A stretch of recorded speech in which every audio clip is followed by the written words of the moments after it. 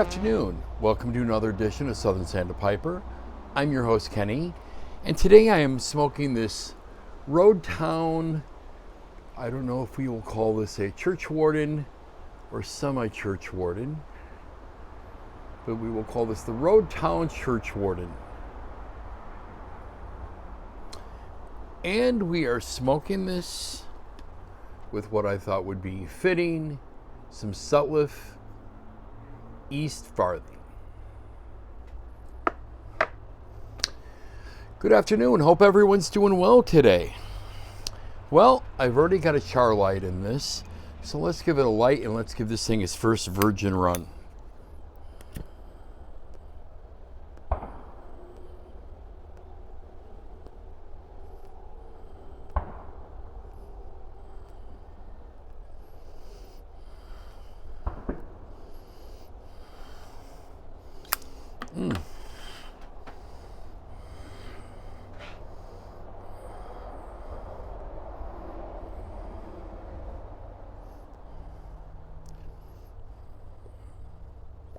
So far, so good.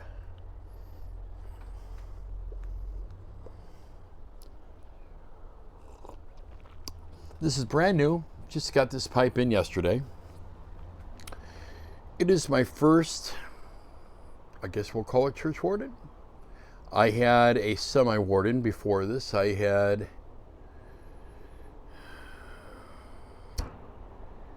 whose did I have? I had a Salvinelli that just did not fit. Clark's, that's what I had. I had a Clark's favorite. I know at the time it was in between the Bing, the Clark, and the Ginger. And I found a Clark that was brand new. I liked the look of the stem.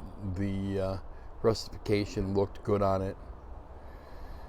Got it, and the bowl was just too small. I did not find it very enjoyable, and it was a little too restrictive. So I ended up selling it to a friend who likes Salvinellis, and he's been more than happy with it.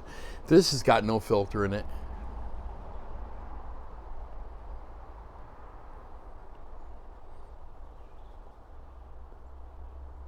It is long. I would guess it's 11 inches.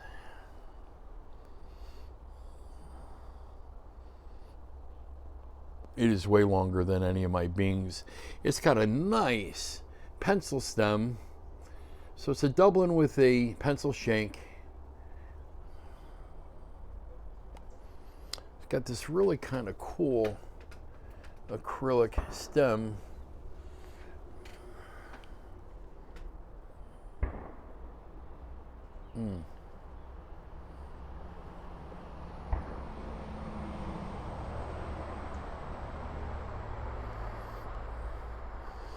Being a fan of Bings, I've been wanting a Churchwarden for a while because the long pencil shaped stems and shanks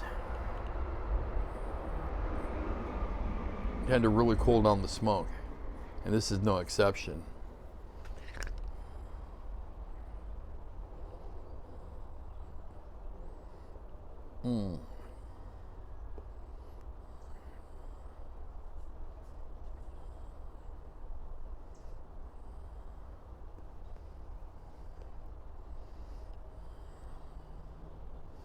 A nice, cool smoke from this for sure.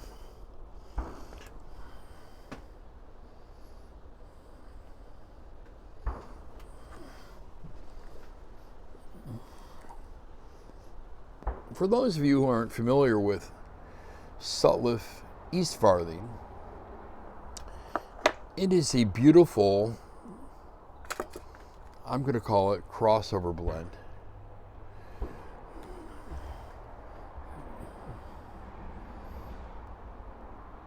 Is a what someone labeled as an aromatic English. I call it 100% delicious.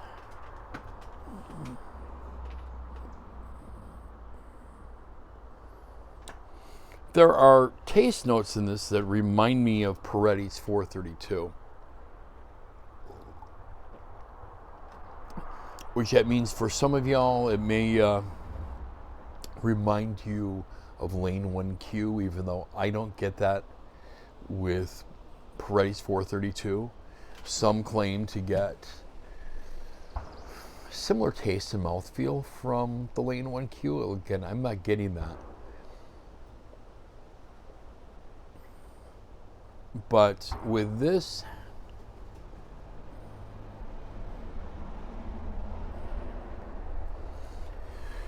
I won't exactly call it 1M by Sutliff with Latakia, but I think if one was to have some 1M, which is Sutliff's version of 1Q, add probably 25% Latakia to it, it would probably get you a pretty close ballpark.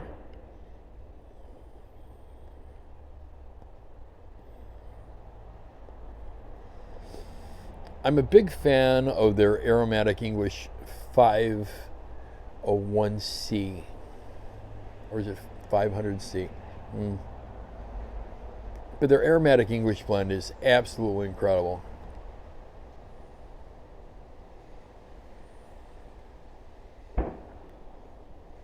I stumbled across that because I was trying to find a bulk version of Eastfarthing.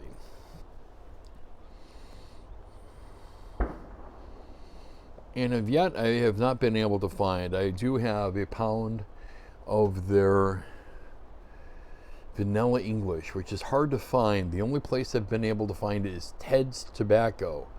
Ted's Tobacco out of Daytona Beach, Florida.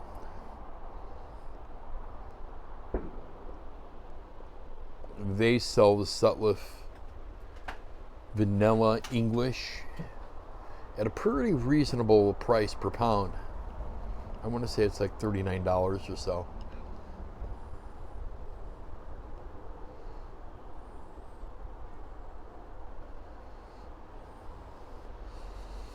Really impressed. This is the second pipe I have purchased from HS Studios in the last 2 days.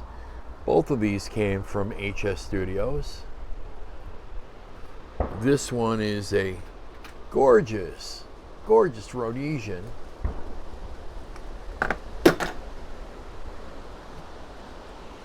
And this one right here is this Warden.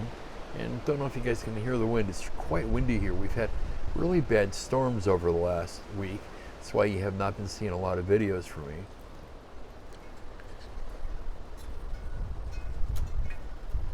Bad storms, power outages. It's beautiful today though, sunny, very windy. Only about 69 degrees right now.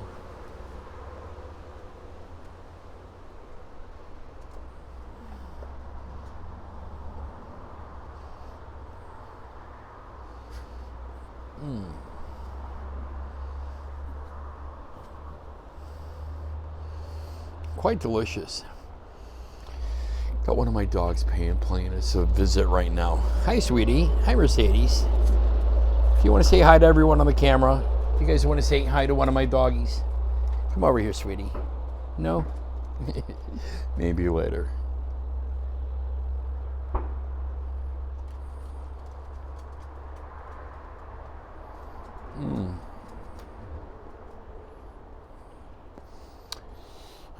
I've heard some bad rap from some people with these road towns or I believe they manufacture pipes under a few names, but they are a seller on eBay. And he doesn't hide the fact that all the pipes say handmade, but yet the pipes are being handmade by various craftsmen in China. So there are lots of people who say no to Chinese pipes. My opinion on that is obviously I've got 2 of these right now. Actually, I've got a total of 4 by the same company. And everyone has been a consistently good smoker for the dollar value. Like any country of origin, there's going to be bad pipes and good pipes. There's bad American pipes. There's great American pipes. I'm bidding on a K Woody right now. That's a handmade K Woody. That if it had some other designer's name on it, that had some other pipe maker's name, if Bill Taylor's name was on these pipes, they would be $600 pipes. But brand new, they go for like $250. So who knows what they're going to end up going for on eBay. But I've got my eye on two of them right now. My point is that it doesn't really matter, country or garden. Look for a pipe. Worst case scenario, you buy one of these pipes and you're not happy with it. Flip it. Sell it. Be honest about it. Draw was too tight for me. Otherwise, it's a fine pipe. If it's not a fine pipe, if it's just an average pipe, maybe keep it as a gift. I think this pipe here cost me $40. I buy a lot of pipes in that price range, either new pipes, and by the way, either new pipes that are inexpensive or estate pipes in that price range. Especially when I'm trying out, let's get down, sweetie. Especially when I'm trying out a new shape. I do not have any Rhodesians or authors. I've only got one bulldog. So I'm exploring the shape right now. Well, my gut reaction is to maybe go with a version of John's pipe, matches 860s, get a 7LE 673. But as many of you guys know, I haven't had a lot of luck with 7LE. I'm not saying they're a bad pipe, guys. I'm just saying, me personally, I've not had a lot of luck with them. I have not had a lot of luck smoking them. I have not had a lot of luck in even finding the ones that I want. If I was going to get a 673, I'd want a nicer one. I just wouldn't want a regular one. I'd want to get one of their Punta Oros or a higher grade, if they even have a higher grade, just to add it to my collection. And I may get one day simply because I'm such a fan of John's. But I'm trying to explore those generalized shapes right now. There are several pipe makers that I really love who make this shape. Dunhill, Ashton, K. Woody, all have variations of the classic English Bulldog. We all know I'm a big Merchant Service fan, and about a year ago or so, Greg had released some pictures of prototypes on his Instagram page of some pipes, and a Bulldog was one of those shapes. I'm hoping that this year we get to see one of those. Also hoping for the panel Billard. I've been pretty vocal on how much I love those pipe shapes and want them. But before I start dumping money on pipes costing a lot more, I tend to explore those shapes and see if they're really the pipe for me. Because not every pipe is going to fit, guys. Not every pipe that you try is going to be your cup of tea, or in my case, my cup of coffee. And I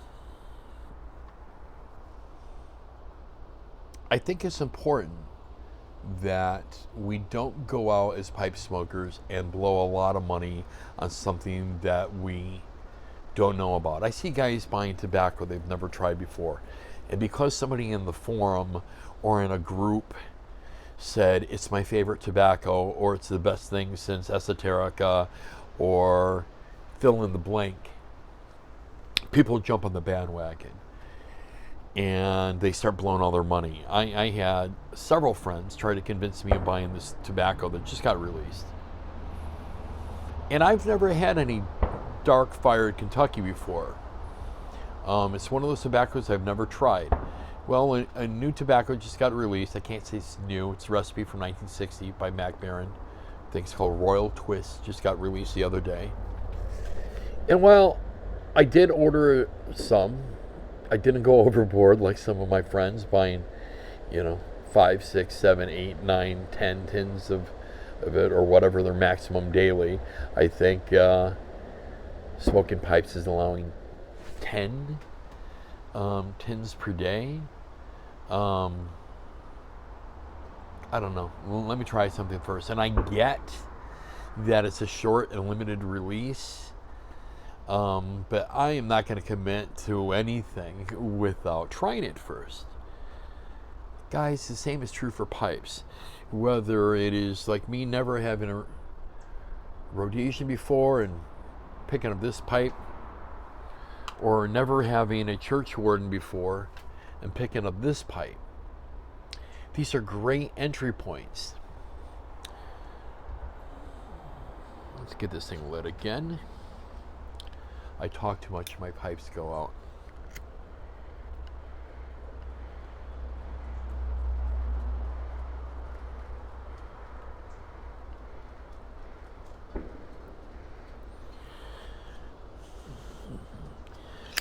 My wife was out here the other night as I'm smoking.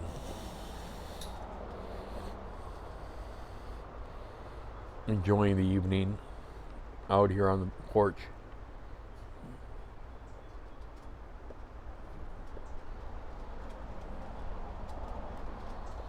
And most of the time we're just sitting in the quiet. We might talk a little bit, but for usually 30, 40 minutes of it, we're just out here listening to the birds, listening to the critters. At nighttime it's very peaceful. Don't get any road noise. Right now, one of the farms by us is a blueberry farm.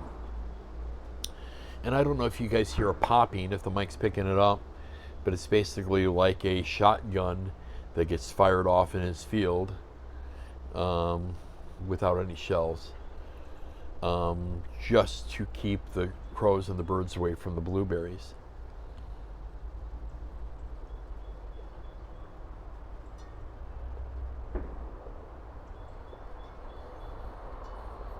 But it's very peaceful here at night.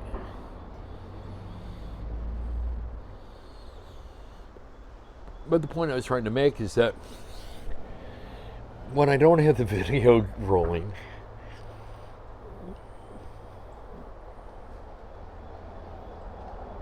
and trying to talk so as not to give too long of periods of silence,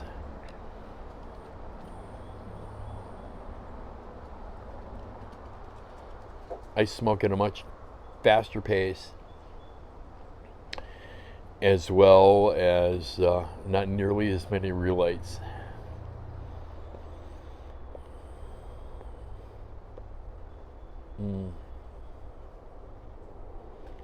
But this is truly a remarkable tobacco for those of you who haven't had it, and I'm really enjoying this pipe.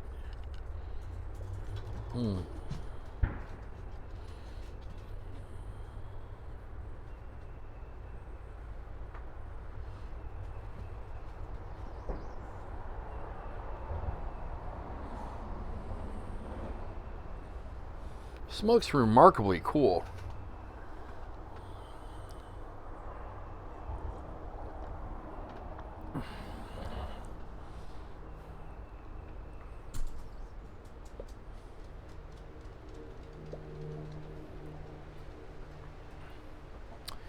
What's interesting on this one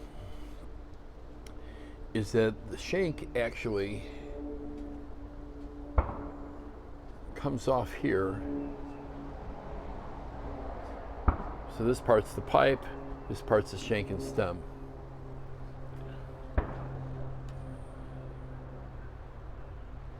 It's probably how they keep these so economical.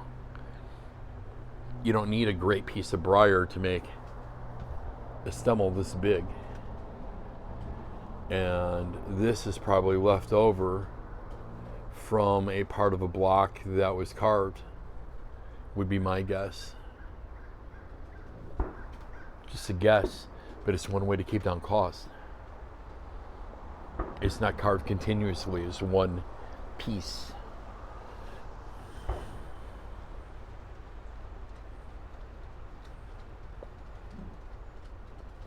Pretty good idea. I don't know if it's their original, but it's pretty ingenious.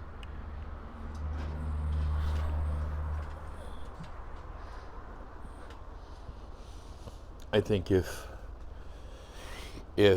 more pipe builders did that, you could really get down the cost of a churchwarden below $100. Another one of my dogs out here to visit. Hi, Midas. How are you, buddy? Midas.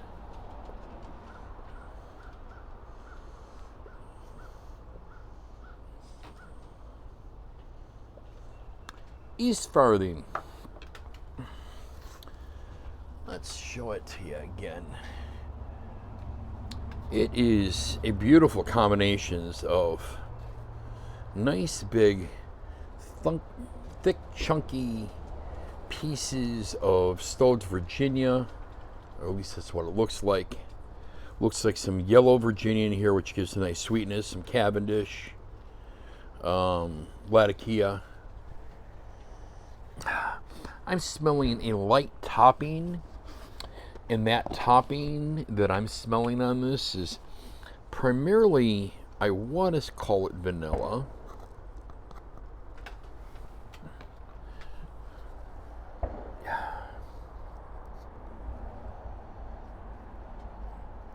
And that Latakia, when you put your nose up to it, it's strong, it's slightly musky. It's not real of that smoked meaty. You got a slight amount of smokiness, like a light campfire. I almost get a slight chocolate undertone. More like a chocolate liqueur. But it's a lovely tin note, very aromatic, and do not get complaints on this one because it's got a nice room note as well as a tin note. And there I go talking and got this out again.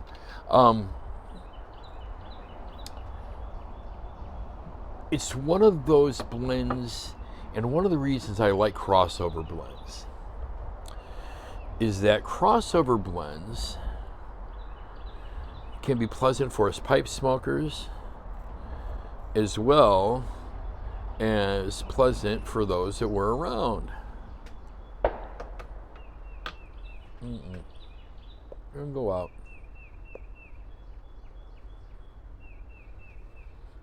A little better light.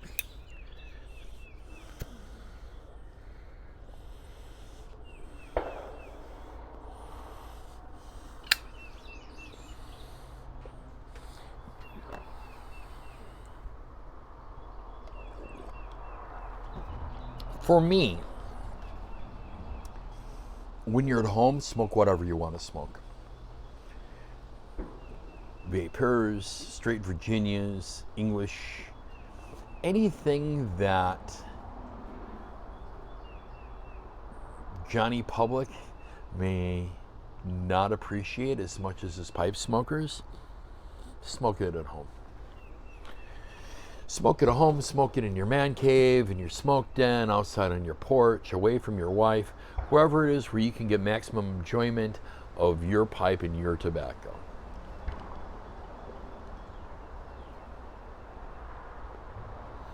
But, and this is my rule, doesn't mean you have to apply it.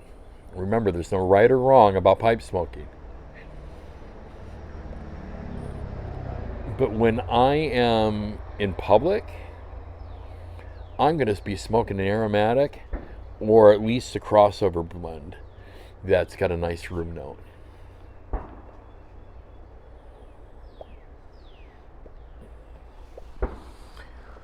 I don't even want anything that even might come off as smelling like a cigar, because some people find those offensive.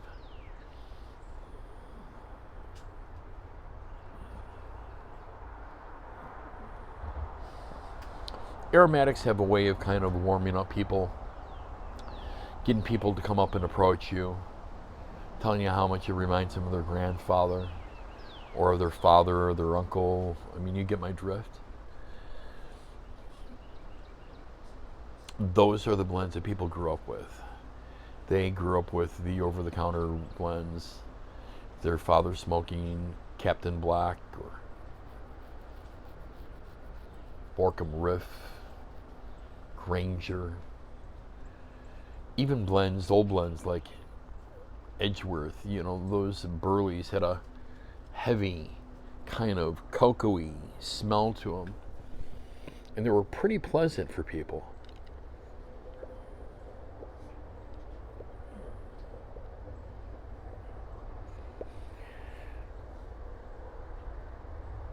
So, to be a good neighbor, to do a good, I guess, first impressions and pipe smoking as a positive persona, I just recommend smoking an aromatic or a hybrid in public. If you don't have a favorite aromatic, start exploring them. Aromatics are great for summertime too, because we do spend so much time outside.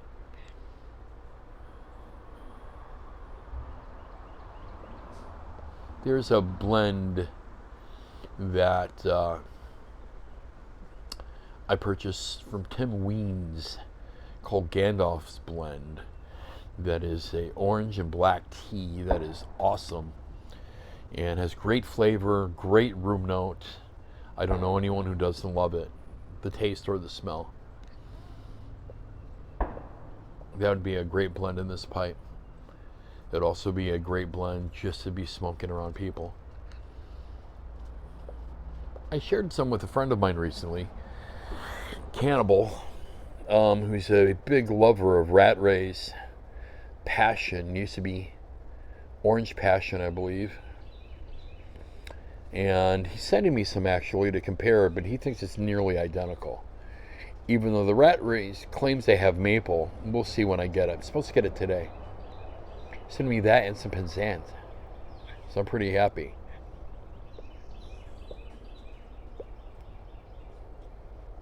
I sent him some Paredes tobacco, and he was more than generous sharing his tobacco with me. Any of my friends out there, guys, if I share tobacco with you, don't feel that obligated to share tobacco back. I appreciate it, but sometimes I just share tobacco with friends because it's the nice thing to do, and it's a way for them to explore. And sometimes I buy more tobacco than I'm going to smoke, and I like sharing things that some of my friends haven't had before.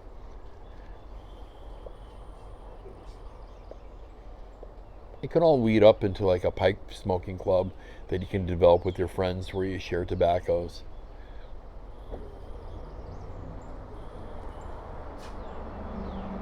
Who knows, it's sometimes even a good way to, I always approach my friends for pipes that I'm looking to get rid of before I put them up on public, because you may have a friend who's really into that Peterson that you're looking to get rid of, or that Dunhill that you want to get rid of because now you're into Ashton's, or all the other reasons we may want to get rid of a particular pipe. Another man's junk is another man's treasures, even though I wouldn't consider any of the pipes I mentioned junk by any standard. Even this, being an inexpensive pipe, is it a junk pipe? Is it a junk pipe because it's inexpensive? Is it a junk pipe because it's made in China? No. No and no.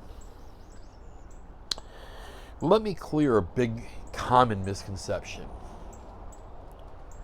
Higher price equals better pipe. Wrong answer. Higher pipe means a few things. Generally, it's going to mean better name recognition. 1. 2, generally handmade production pipes, whether they're Savinelli, whether they're Peterson, whether they're merchant service, tend to run less money, generally under the $200 mark for a well-built, really good production pipe. You can find them generally in that slightly under $100 to $200 price range, and find a really exceptional value of a production pipe. Excuse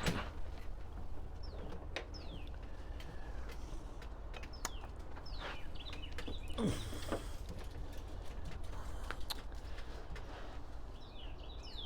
Now, a handmade pipe, you don't know where the price is going to be. Again, you could be anywhere from $200 to I've seen pipes go for several $1,000s. I've seen pipes in the $4,000, $5,000, $6,000 price range. What affects that? Is a $5,000 pipe going to smoke better than this $40 pipe? Well, if it's of a similar shape, and if it's drilled, both are drilled properly, I'm going to argue no. Not going to smoke any better. What you're going to get: name recognition, handmade, superior wood. Now, what does superior wood mean? Does that mean it's going to smoke better? Again, no. It means you're going to probably have superior grains. Let's just use this pipe for an example. This is what they call a cross grain. It's got kind of bird's eye on one side, a little bit of flame. Some straight grain. It's a mixture of grains. Now, if this was all 360 straight grain, and if this was made by, let's say, Dunhill, this would be a $1,400 pipe. Is it going to smoke any better? No, it just got really nice wood, and it's got Dunhill, and it's going to have a little white dot. But it's not going to really smoke any better if they're both drilled properly. That's the key for me. Proper draw. Proper draw. Proper draw. And what is a proper draw? Well, a proper draw for me may be different than what a proper draw is for you. I like kind of a light, airy draw. I don't want to feel like I'm sucking a thick milkshake through a straw. Breathing motions should be more than enough.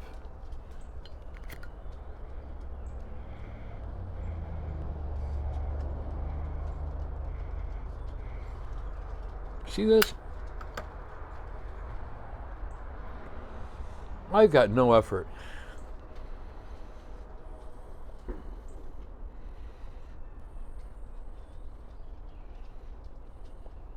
Zero effort. Easy, easy draw. So to me, that is an earmark of a good pipe.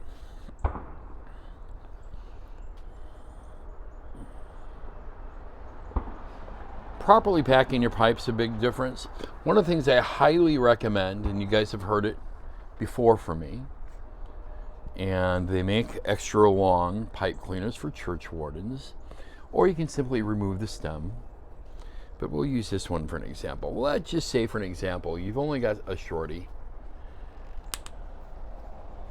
Nice tight stem. Don't worry, guys, this pipe is cool. It has not been smoked today. I have half a bowl I started last night that I will finish off after I finish this other pipe. But when one's packing a pipe, if you can't get your pipe cleaner through the stem, and I could on this one, it's just a little short, so I didn't want to risk it. Put a pipe cleaner, pack your pipe, remove the pipe cleaner. Check air. Put stem back on.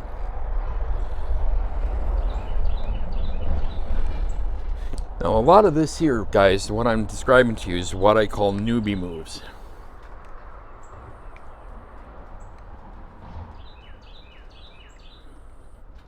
If draw is good, go ahead and give it a light. But it should feel easy, easy, easy on the mouth.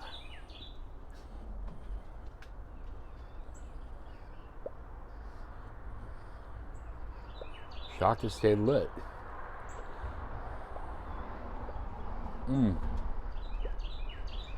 That's all I got for you today, guys. I just wanted to pass off a little bit of advice, talk to you a little bit about this new pipe I just got in. Never had a Churchwarden before. I'm going to give this pipe a thumbs up. Would highly recommend them. It's actually got some cool grain. It's got some cool grain on both sides. It's a nice sandblast. I'm pretty overall happy with this pipe for what I paid for it. It's about a $40 pipe.